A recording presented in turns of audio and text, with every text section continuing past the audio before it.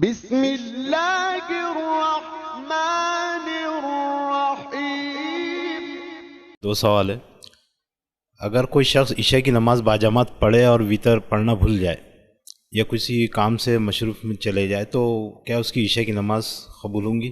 اور دوسرا سوال کہ ہم عرفے کا روزہ کب رکھیں؟ جزاک اللہ۔ میں نے دو سوال کیے کہ اگر کوئی شخص عشاء پڑھے اور وطر بھول جائے تو کیا عشاء کی نماز ہوں گی؟ تو یاد رکھیے عشاء ایک مستقل فرض عبادت ہے، فرض نماز ہے، اور وطر ایک مستقل نفل سب سے افضل عبادت ہے۔ اس کو عشاء سے جوڑنا درست نہیں، یاد رکھیے۔ عشاء کے بعد بھی پڑھی جا سکتی ہے لیکن وہ عشاء کا حصہ نہیں ہے، اس کے نہیں پڑھنے سے عشاء کی نماز میں کوئی فرق انشاءاللہ عزیز نہیں آئیں گا۔ بہت سارے لوگ یہ سمجھتے ہیں کہ اگر عشاء کی بعد وطر نہ ہوئی تو عشاء ہی نہیں ہوئی، بالکل غلط۔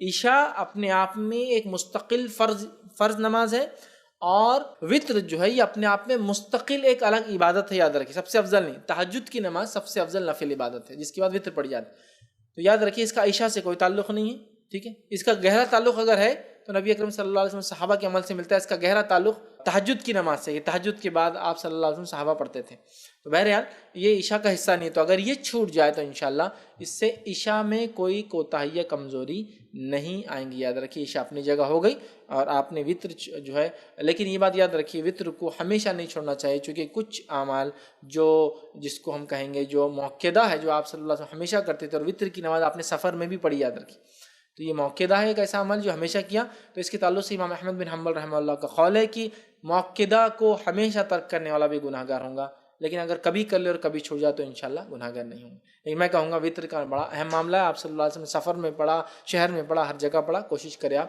وطر کے معاملے، اور فجر کی 2 رکعتیں پہلے کہ آپ نے یہ، اور وطر سفر میں بھی نہیں چھوڑتے تھے آپ، ٹھیک ہے، باقی چھوڑتے تھے لیکن یہ نہیں چھوڑے، لہذا کوشش کریں کہ آپ پڑھیں، لیکن یہ عشاء کا حصہ نہیں ہے، اس سے عشاء میں انشاءاللہ کوئی تبدیلی یا کوئی کمی یا کوئی مسئلہ نہیں ہوگا کہ آپ کی عشاء قبول نہیں ہوئی۔